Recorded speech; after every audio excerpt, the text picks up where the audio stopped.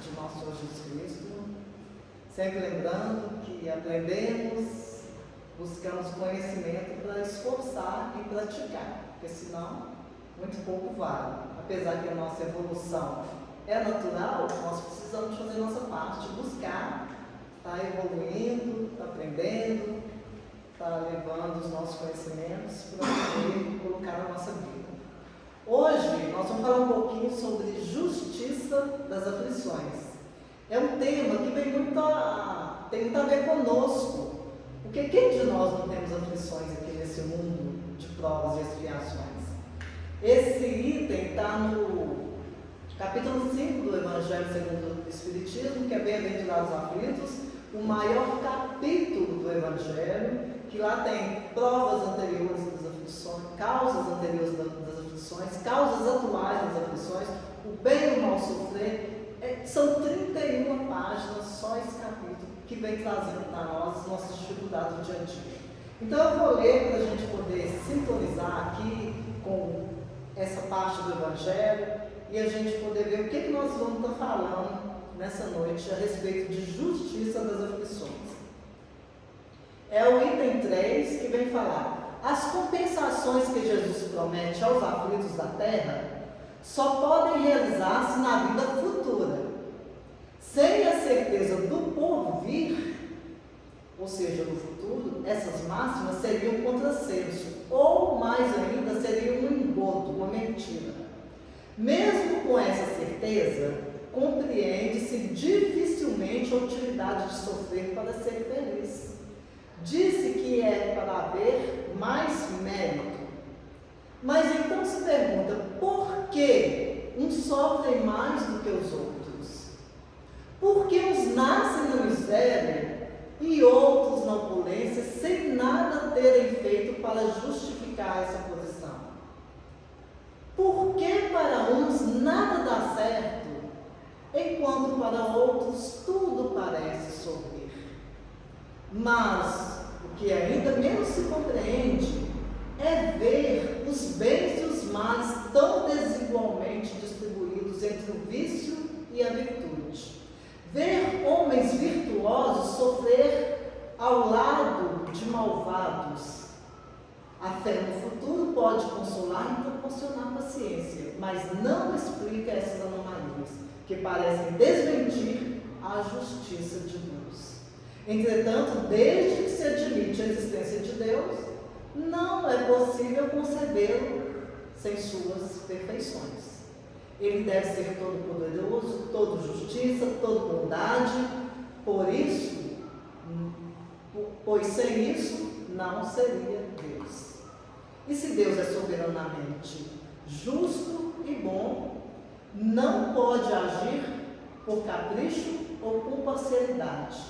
As vicissitudes da vida têm, pois, uma causa.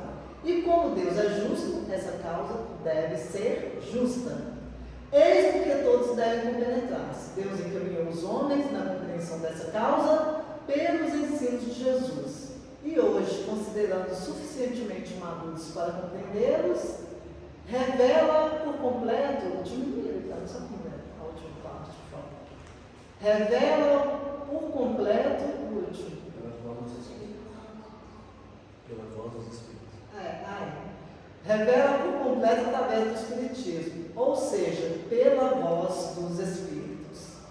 Então, aí deixa bem claro a justiça das aflições, que se existe Deus, se Deus é justo, então o que nós passamos é justo também. Eu gosto muito, quando eu vou contar esses casos de Jesus, de pedir para a gente viajar, ir lá na época de Jesus, para a gente poder sintonizar. Então, hoje eu vou fazer diferente, porque quando a gente fala assim, a gente faz igual criança. A criança, tudo quando a gente vai contar uma história, a criança vai vivendo a história, ela vai quase que na mente dela vai fazendo os quadros. Então, hoje eu vou convidar vocês para a gente ir como se estivéssemos na casa de uma família. A mãe, o pai, 3 filhos. Os 3 filhos, 2 meninas e o mais velho, um menino. A mais nova, Margarete. A do meio se chama Lana. E o mais velho, Adão. Adolfo. E é o Adolfo que vem contar a história dele para nós.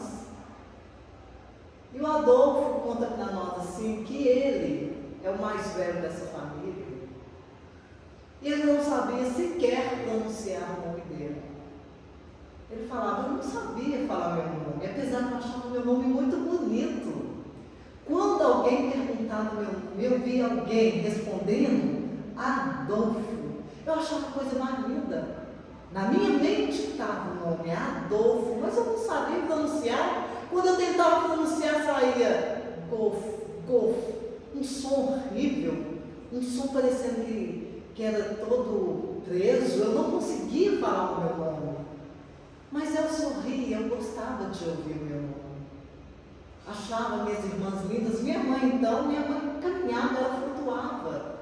E o pouco que eu conseguia, vi na minha mente flashes, eu conseguia me ver estranho, arrastando. Era uma bola de carne que se arrastava no chão e que o único meio de satisfazer, de chegar a algum lugar, era sentindo o meu braço se queimar todinho, as minhas pernas se queimando, ardendo, mas eu esforçava, porque era o único jeito que eu conseguia chegar onde eu queria. Eu adorava ligar o rádio, adorava ouvir música, porque eu pensava assim, só pode ser pessoas boas que estão dentro ali daquele caixote, porque falavam coisas boas, tocavam músicas bonitas, eu adorava música, era um momento que eu sorria muito. E minha mãe sabia disso. E também H. Ele comenta que a irmã mais nova, a Margarete, ele chamava de H, porque ele amava a Margarete. A irmã do meio, a Lana, ele tinha uma aproximação com ela, mas não sentia algo que não deixava os dois tão à vontade igual quando ele sentia com a H. E ele continua contando para nós que ele vivia nessa família, não conseguia expressar o que sentia, às vezes sentia muita dor, chorava muito, e a mãe e a H chegavam perto dele e falavam, conta para mim o que está acontecendo, mostra com o dedinho onde que está doendo. Ele pensava assim, não é meu dedinho que está doendo, mas eu não conseguia falar onde estava doendo.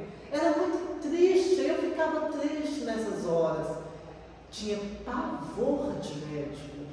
Vocês lembram que antigamente, há tempo mais atrás, os médicos andavam de branquinho, não é assim? Até o sapato era branco, né? Tudo branco. Então ele falou que eu não aguentava ver aqueles homens de médico. Quando eu via algum homem de branco, aquilo me dava um pavor, porque às vezes eu me via também um jovem bonito, um jovem atleta, mas um jovem de branco, e aquele jovem me dava repulsa. Quando eu comparava aquele jovem, que parecia que era eu, com o que eu era naquele momento, aquele bolo de carne que se arrastava no chão, eu preferia ser muito mais esse bolo de carne do que aquele homem de branco que parecia ser eu. Eu não entendia o que era aquilo. Mas um dia eu sentia tanta dor, minha mãe levou para o hospital. Para mim foi algo assim pavoroso. Eu apavorei, eu chorava o tempo todo, eu não queria ficar naquele lugar, porque eu via tantas pessoas de branco, aquelas pessoas se aproximando de mim. Para mim aquilo era a pior coisa do mundo. Então minha mãe sentiu aquilo e falou, eu não vou te levar mais em hospitais, eu vou ficar com você em casa. Mas um dia ela me levou no médico. Ele falou assim, eu sabia que era médico, mas eu não sabia expressar, eu chamava de Mé. Aí um dia, a minha mãe levou no Mé, que ele colocou no meu rosto 2 pedaços de vidro, mas para mim foi a coisa mais sensacional do mundo, porque eu consegui ver minha mãe diferente. Eu vi tudo diferente, eu vi que minha mãe era linda, e que ela caminhava, e que ela sorria para mim. Então eu vi que eles chamavam aquilo de óculos, então eu falava pó. Aquele pó foi a coisa que mais me ajudou. E eu levei a minha reencarnação todinha assim. Muito sofrimento. A minha irmã do meio, a Lana, ela gostava de me fazer de boneco. Ela não conseguia me carregar, porque eu era muito pesado. mas ela me puxava, me arrastava, e aquilo às vezes doía, porque eu ficava todo cheio de ferida, e eu chorava, minha mãe brigava com ela, mas ela falava que eu era o boneco dela, e ela ria. Então eu tinha um pouco de medo da Lana, mas a Margarete chegava e me salvava sempre. E assim ele vai contando a reencarnação difícil que ele teve. E conta que quando ele completou 18 anos, ele então teve uma doença muito séria. E os médicos iam assisti-lo na casa dele, mas ele teve uma crise tão forte que ele veio a desencarnar. Quando ele estava no plano espiritual, ele foi recolhido num local que parecia o quarto dele, mas era um quarto, parecia que era diferente, mais bonito. Ele não importou de estar ali, e quando perguntou pelos pais, ele não teve resposta imediata, mas ele gostou daquilo ali. Então, a enfermeira que chegou perto dele, foi conversando com ele, e pegou o carrinho do jeito que ele tinha, mas um carrinho mais bonito ainda, e colocou no carrinho para levar para passear. E ele foi vendo lugares bonitos, pessoas que sorriam, e aquela enfermeira começou a conversar com ele, explicando para ele que ele já poderia conversar direito, que era dele tentar. Ele então começou a tentar e começou a conversar direito, começou a entender as coisas, e foi então que ele viu que ele estava desencarnado. E ele passou então a viver naquele local, mas adotou o estilo que ele tinha, que era de deficiente mental, quando a pessoa tem aquele jeito deficiente mental, ele continuou daquele jeito, porém ele começou a auxiliar lá na colônia, recebendo também crianças com deficiência mental. Até que um dia ele ficou querendo saber o que tinha acontecido com ele, por que ele reencarnou daquele jeito, por que ele veio com deficiente mental.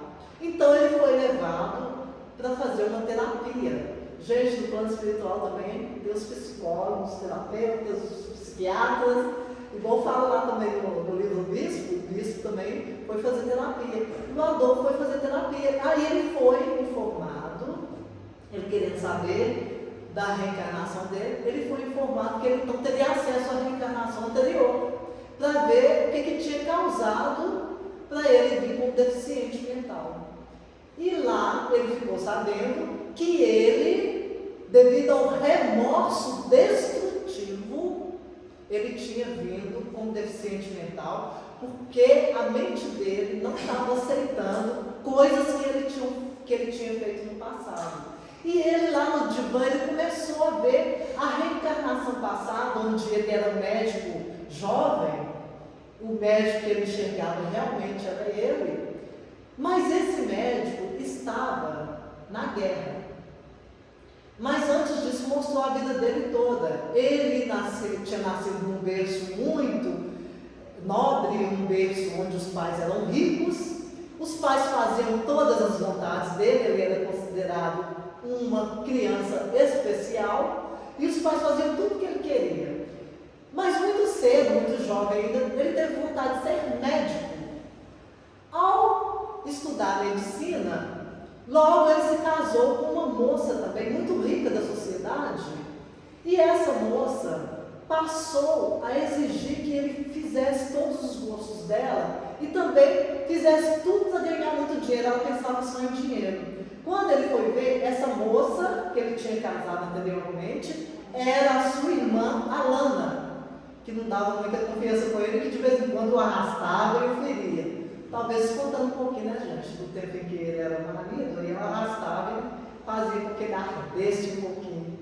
É a coisa quase que inconsciente. Mas a mãe e a irmã mais nova, H, ele pôde ver que eram espíritos que auxiliaram, eram espíritos até então desconhecidos, porque o pai tinha feito compromisso de casar com a mãe dele, nessa reencarnação de ele ser deficiente mental. Mas a mãe fugiu diante da responsabilidade e apareceu um outro espírito abnegado, um espírito que iria auxiliar a recebê-lo como filho. E ele continua lá vendo a trajetória dele. Ele então casou, a vida muito boa, muito rico, cheio de facilidade, até que surgiu a guerra. Ao surgir a guerra, ele foi convocado para ir trabalhar como médico na guerra, na fronteira. O pai fez de tudo e adiou o máximo e conseguiu adiar para ele não ir para a guerra. Mas até chegou um ponto em que não teve jeito mais, ele foi para a guerra. Quando chegou na guerra, ele encontrou lá um médico mais velho, que era o Dr. Fritz, e um mais jovem, mais ou menos da idade dele, o Dr. Hans.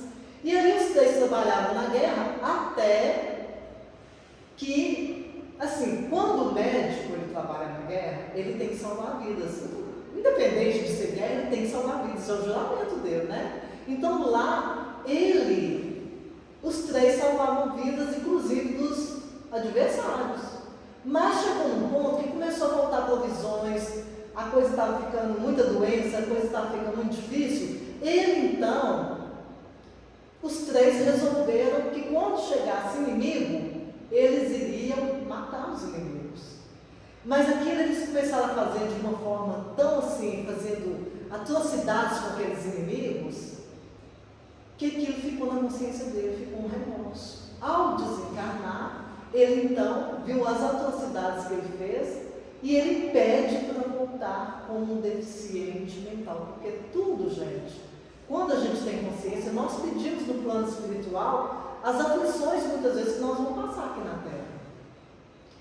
E passando um pouquinho a história mais rápida, ele pergunta então sobre aqueles dois médicos que o acompanhavam.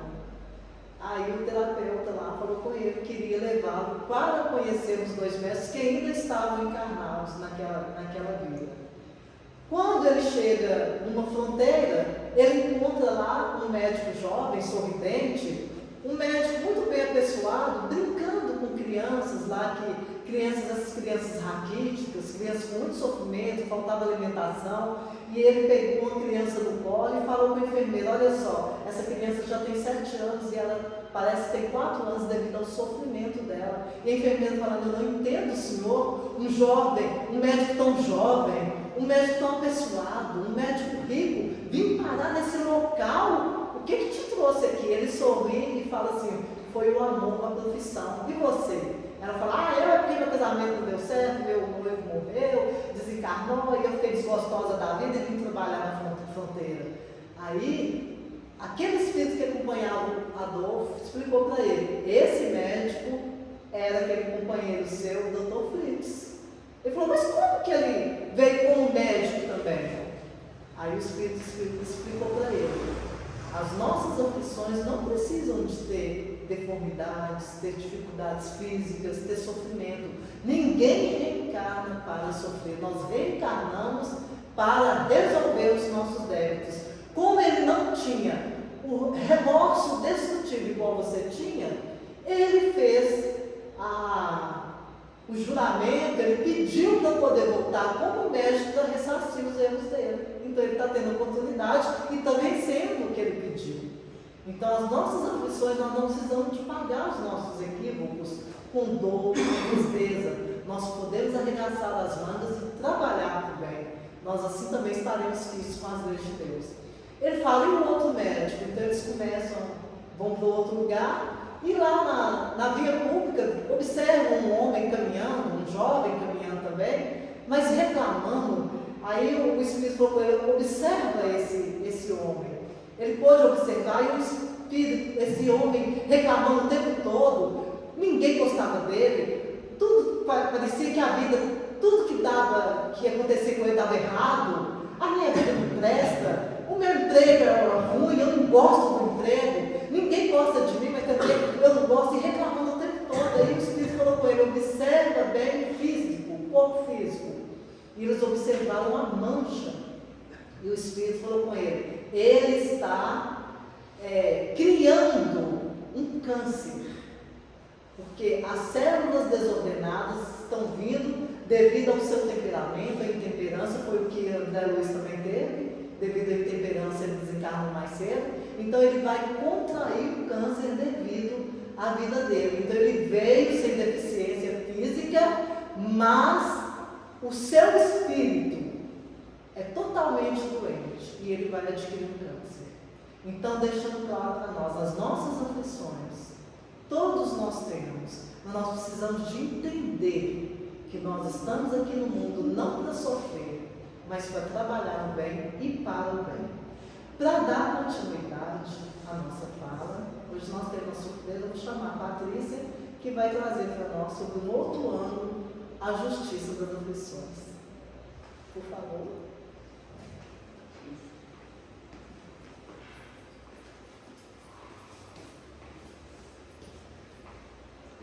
Boa noite a todos. Uma aflita para falar de aflição.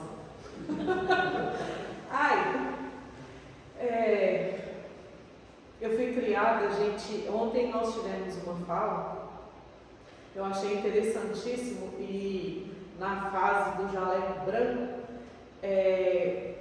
quem pegou essa fase é quem está entrando na fase do inverno. Não, a gente ainda não está no inverno. Nós que estamos no outono, os 50 mais, que é o politicamente correto hoje, nós estamos na fase do outono. Foi uma fala do Robson que eu achei interessantíssima. E quem pegou a fase do jaleco branco somos nós que estamos nessa fase já de entrar no outono. E durante o nosso verão, durante a nossa primavera, com as escolhas que fazemos em relação ao nosso uso de livre-arbítrio, que às vezes, e na maioria das vezes a gente faz mau uso, a gente vai adquirindo alguns débitos, e nesses débitos a gente vai ficando mais amargo, e nesses amargos a gente vai criando uma crosta, digamos assim. E no criar dessa crosta, nós vamos ficando mais endurecidos, vamos ficando mais orgulhosos e principalmente mais vaidosos, mais egoístas. E numa outra fala, a gente conversando sobre a campanha do quilo.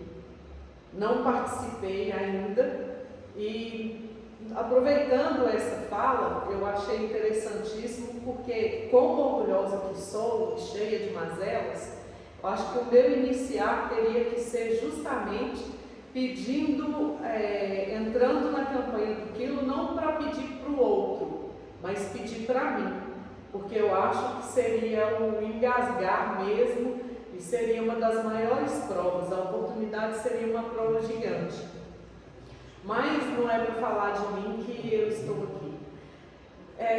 Voltando à nossa história, voltando à época do Cristo, uma coisa que me mexe muito, que acrescenta muito, é a história de Pôncio Pilatos, que é principalmente no uso do livre-arbítrio e às vezes por ego, vaidade, e a gente não sabe ao certo.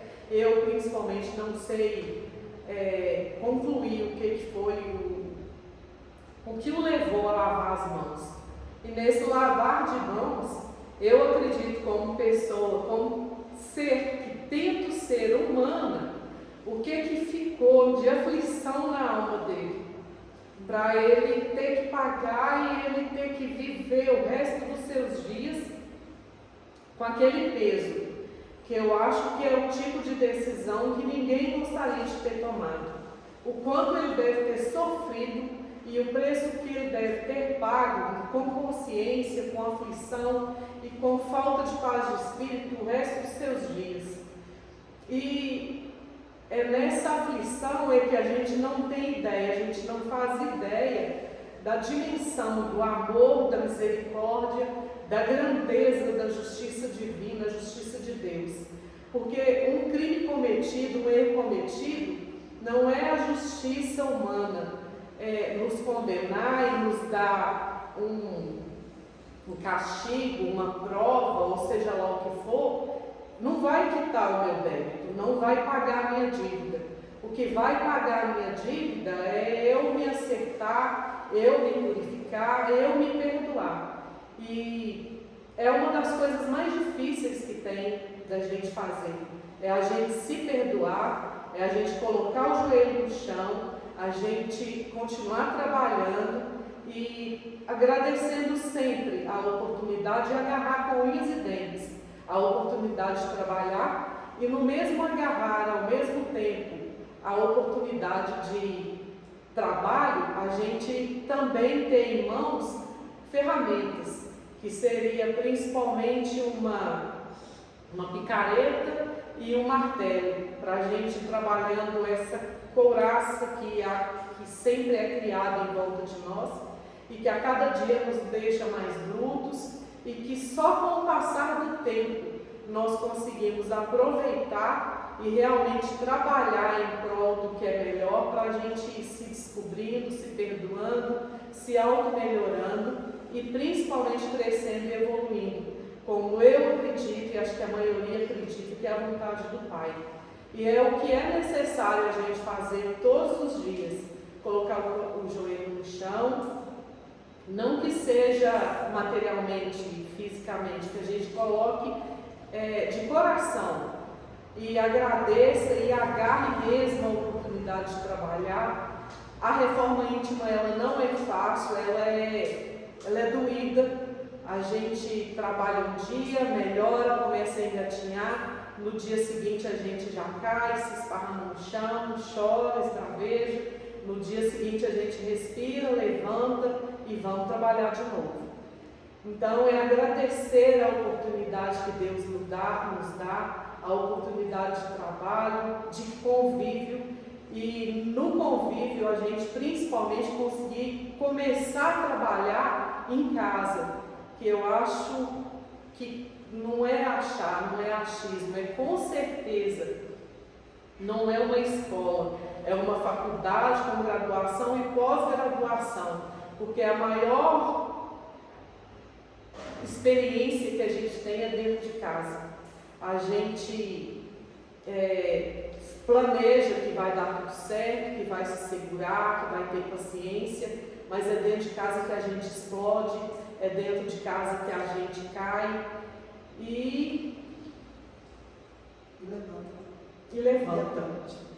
A gente levanta, a gente cai e a gente trabalha e evoluir agradecendo a Deus, agradecendo a espiritualidade, agradecendo a casa que nos acolhe, que nos recebe, que nos coloca para trabalhar, que nos coloca para nos melhorarmos, nos coloca para agir, para a gente poder ir à frente, assumir compromisso, evoluir, e a partir de cada compromisso assumido, a gente vê que a gente está se rasgando um pouco. A gente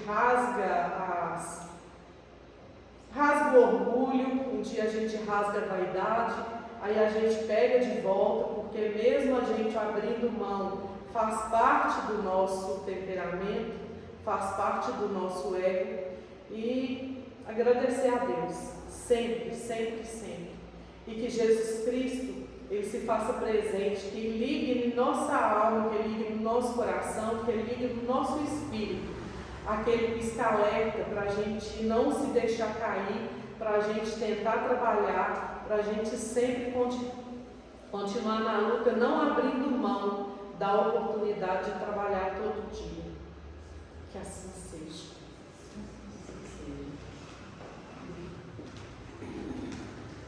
Então, gente, é isso aí, tá vendo? Nós estamos nesse mundo, nós estamos aqui sujeitos mesmo a passar aflições, porque é o nosso crescimento, é a nossa evolução, não tem outro jeito. Mas nós precisamos de ter compreensão disso e passar bem, da melhor maneira possível. Porque com resignação, com aceitação, a gente passa as nossas aflições. Quem vai passar por elas somos nós. Minha mãe fala direto. Quem vai passar pelas dificuldades que eu tenho que passar, ninguém vai passar por mim, só eu vou passar. Então a gente tem que ter compreensão disso, entender e passar bem. É igual uma poesia que Dari gosta de falar aqui, tem uma parte dela que fala assim: resignação é a palavra certa na consciência desperta, plena aceitação da dor. Então dor, aflições nós vamos sentir. Agora, sofrimento é diferente. Nós não precisamos sofrer, não. Ficar reclamando, abaixar a cabeça e ficar se achando o pior das criaturas. Porque nesse capítulo 5 do Evangelho, quando ele fala das causas anteriores das aflições, é o caso que nós contamos aqui do Adolfo. Ele veio daquele jeito porque a sua consciência, o seu remorso fez com que ele reencarnasse daquele jeito. Mas a maioria das causas das nossas aflições, segundo o Evangelho, é de agora. São de atitudes nossas, são de comportamentos. Então a gente, por exemplo, vamos dar um exemplo aqui, ó. Eu falo assim, eu adoro comer. Coisa para mim é a comida. Só de ver um prato bonito, cheiroso, aquilo ali eu como 2, 3, 4 vezes, vou comendo. Ué, gente, aí quando chega daqui uns anos, daqui uns tempos, eu estou com um problema sério. No intestino, problema de organismo, problema não sei o quê. Aí quando a gente vai ver, foi falta de equilíbrio na alimentação. Aí eu vou culpar Deus? Vou culpar meu marido? Vou culpar alguém que está perto de mim? Devido àquele mal que eu estou passando? Não, a culpa, se existe um culpado, a gula. Eu jogo na gula, então a culpa é da gula. Então a culpa é minha. Tudo que eu fizer, eu tenho responsabilidade sobre aquilo.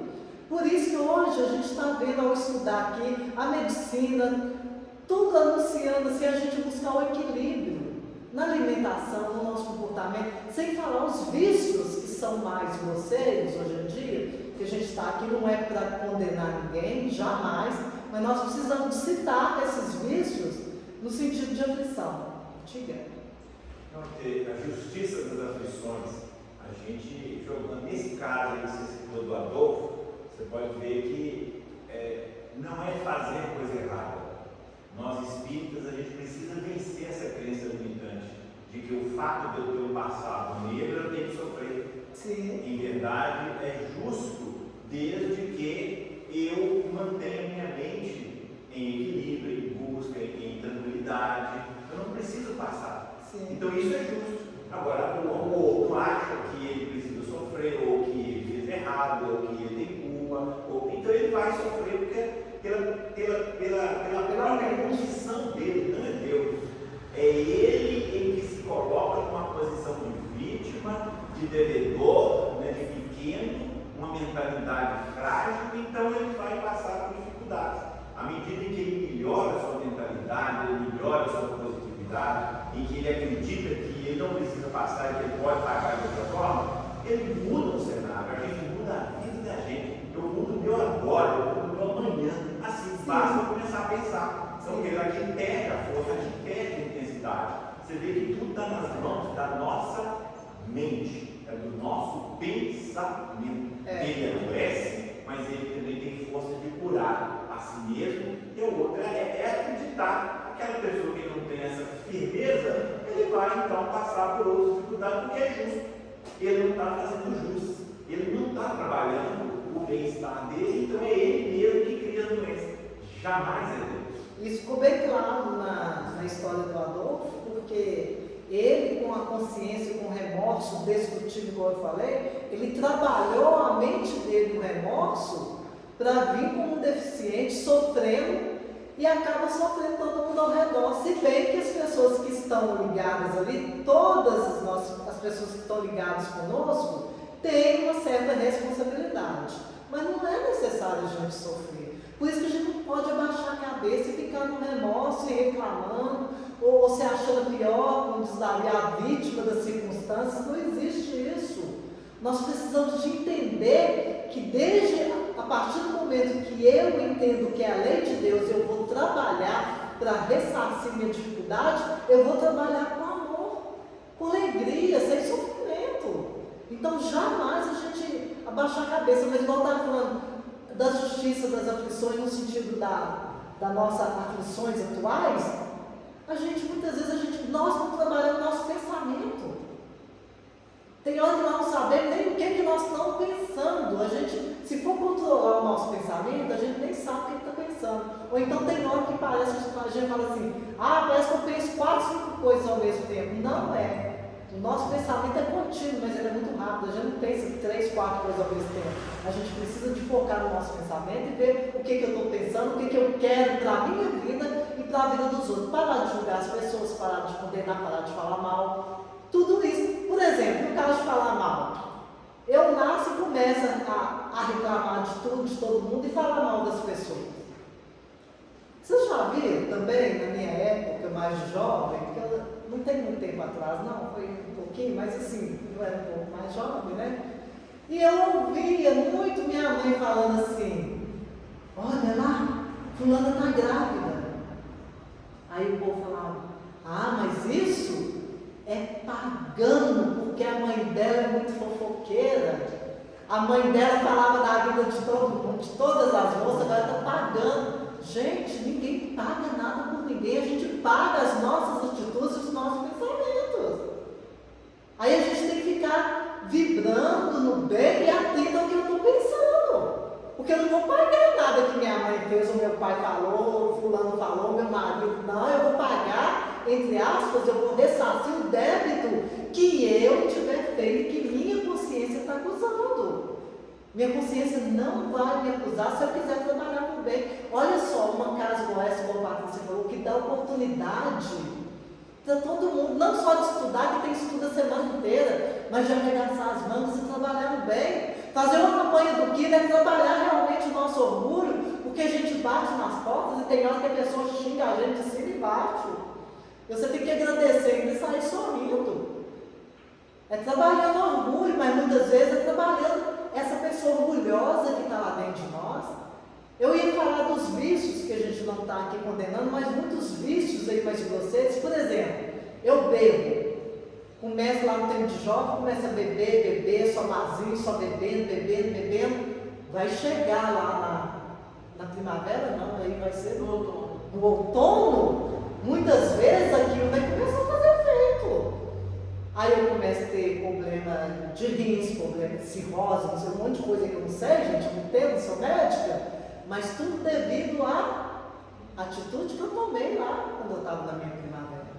Então eu tenho que ver. Eu estou, de uma certa forma, pagando aquilo que eu fiz nessa vida. Aí não precisa de voltar a vida atrás, não, que a gente vai lembrar daquilo que fez nessa vida. Então é isso, é a gente entrar em sintonia com as leis divinas e fazer o que é melhor hoje. Se até hoje eu não consegui, porque eu estava ignorante, como nós estudamos também na segunda-feira, que a ignorância também faz com que a gente tome atitudes onde a gente ainda não consegue enxergar lá na frente. A partir do momento que eu estou enxergando, eu vou mudando minhas atitudes. Aí eu não preciso de ficar sofrendo com aquilo. Então, justiça das aflições. Se existe um Deus, se Deus é justo, eu não sou melhor, mas não sou pior do que ninguém. O que eu passo é porque, de alguma forma, eu estou ressarcindo com a lei divina.